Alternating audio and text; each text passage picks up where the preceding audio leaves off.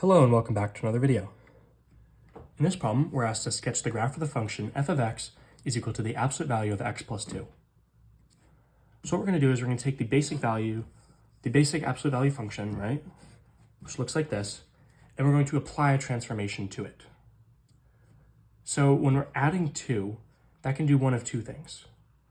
If we're adding 2 within the absolute value, then that is moving it 2 units to the left.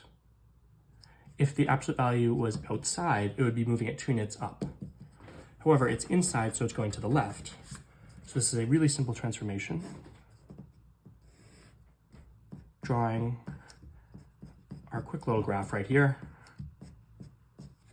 Instead of starting at the origin, we start here, and then we just have a piecewise function with a line going with a slope of 1 in this direction, and a slope of -1 in this direction. And this is the graph of the absolute value of x plus 2.